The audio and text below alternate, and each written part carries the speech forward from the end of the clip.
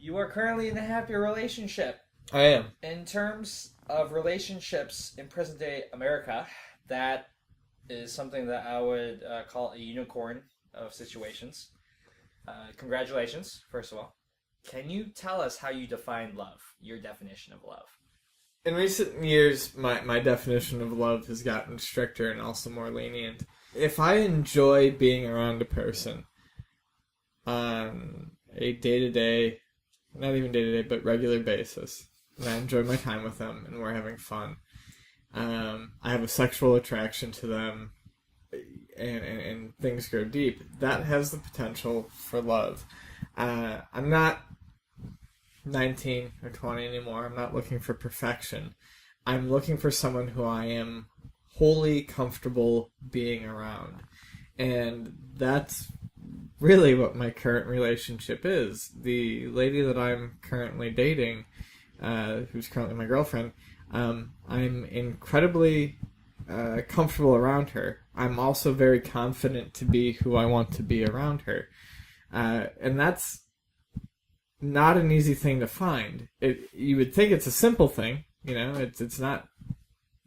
I mean, it's not out of the realm of possibility. I'm not. No one's looking for perfection. No one's looking for anything crazy. But the idea of just two people being comfortable around each other all the time, after you've been in a number of relationships, is something that's very difficult. Because I've been in a lot of relationships with a lot of people that I respect, where, and I don't want to get any shit for this, but like I couldn't come home at night and just do what I wanted to do and feel comfortable about it.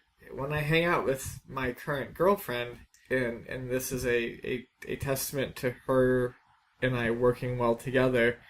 I mean, I if I want to read a book while she sews, I just do it, and I feel fine. If I want to play a game while, she listens to music, I do it. And we feel fine. And then if we decide that we want to watch something together, or play a board game together, or watch a movie, or just go lay down and chill, then we do it. But there's no expectations. There's no stress. There's no cloud of what should I do. There's no I need to constantly be entertaining this person that ever enters my head.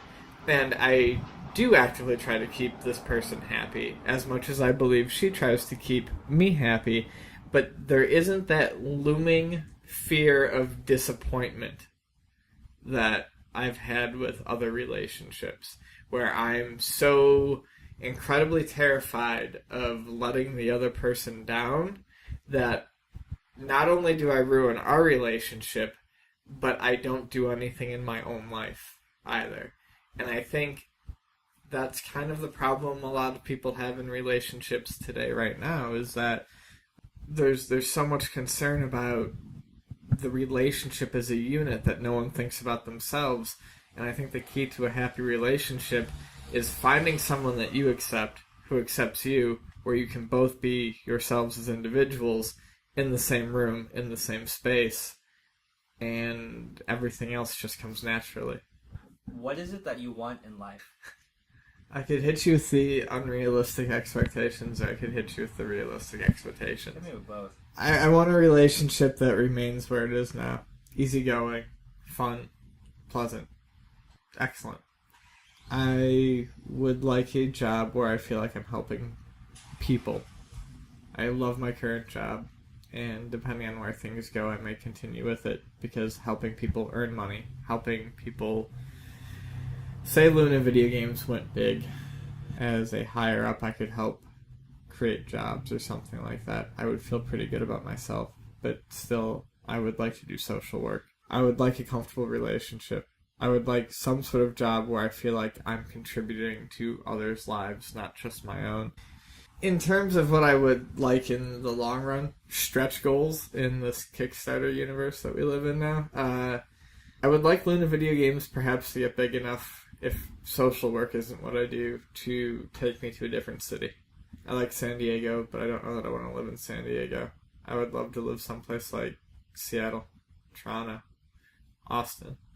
I'd like for whoever I'm in a relationship with, specifically my current girlfriend, to want to come with me. I'd like a reasonably sized place of living and I'd like more than one pinball machine. And that's honestly about it. Enough money to make ends meet, health insurance. I'd be happy. If you talked to me, 5 years ago, I'd say I wanted to spin to a crowd of a couple thousand, on an 80,000 watt wall. And I wouldn't turn that down now if I could.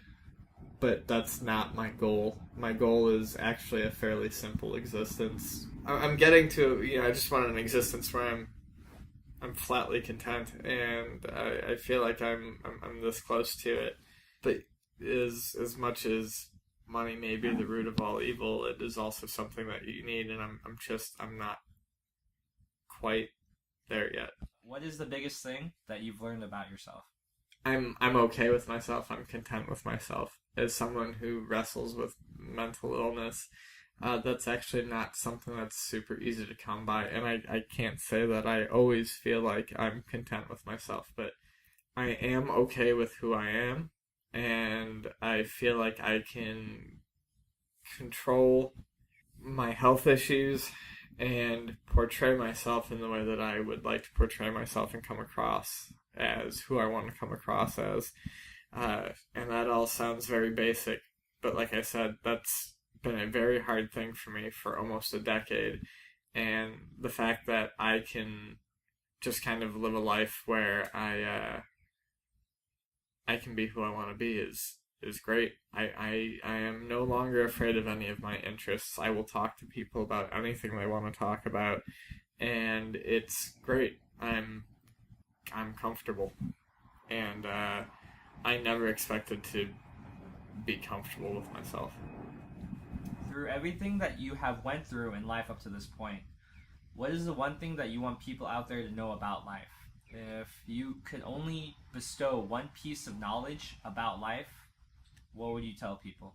I'd probably go with that it's ever-changing. And I guess I would address this to the people who think that life is at its absolute worst at any point. They think that, this sounds kind of trite, but from day to day things change so rapidly that you don't know what or who is going to walk into your life and give you that opportunity to change things in the direction that you want to.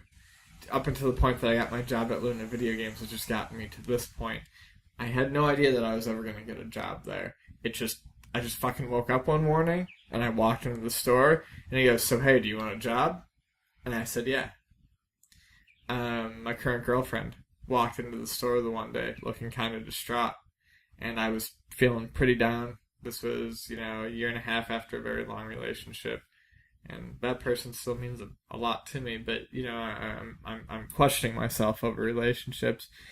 And she's talking about how distraught she is about stuff, and I just kind of gave her my phone number, and things went from there. And suddenly I've got this great relationship. I went from a roommate situation that ended on not the best note, and he left. I'm still friends with him, but I didn't really know what was going to happen. And, over the course of 2 days I did interviews, and boom, I've got a decent roommate. My life is back to normal. Life is crazy, and just as quickly as life can go from good to bad, it can go from bad to good, and you just kind of have to hold on and deal with it. And it works itself out. And I feel like I learned a lot of that from my time in psychiatry. Dealing with mental health medications, psychiatric drugs, and whatnot. From one instance, your prescriptions might be the worst thing in the world for you, and you're hating them, and they're destroying you. And then they take something out of the equation. And sometimes they don't replace it, sometimes they do. Sometimes they just revamp everything, and you've got a fresh look on life. Everything's balanced. It's... You can't give up in a world where there's so many randoms. It's kind of silly to think that the next day won't possibly bring you something that could change everything. Where do you see yourself 5 years from now? 5 years from now, if I get back into school in January, I could be finishing up graduates. I could be finishing up masters in social work. If Luna blows up, I don't know. But something bigger and better than what I'm doing now. higher management, perhaps, my own store in a state that's not California, maybe. Which leads into my next thing. I love San Diego. I love my friends here. I love what San Diego's brought to me, but I just don't think it's going to be for me in the long run. Whether that's 2 years, 5 years, or 10 years from now, I don't think I'll live here forever. So perhaps I'll be someplace else. Austin and Seattle, for various reasons that I just won't get into for the scope of this interview, are two places that I would heavily consider if I wanted to move. And other than that, yeah, I'll say it. I'd say that if my relationship continues to go as well as it has in 5 years, I'd hope it was something more. Where do you see yourself 10 years from now? 10 years is kind of an extension of 5 years because I'm looking at 2 to 3 main possibilities. In 10 years, I would like to actually be making a difference in people's lives, whether it's through social work or through having some sort of hands-on management in a business that cares about its employees, like Luna Video Games does. In 10 years, I'd probably like to be settled down and married, because I'm almost fucking 30. In 10 years, I would certainly hope I would have decided by now if I want kids or not, because as of right now, I don't. But my brother having a kid is kind of made, just recently, by the way, 2 weeks ago, it's just made me realize that maybe it's not something I'm completely against. I mean, the short, stupid answer is more financially secure, 2 more pinball machines, larger apartment, good love life, solid business, solid job. But as long as I'm doing good for someone, as long as I'm helping someone out, I'll be happy.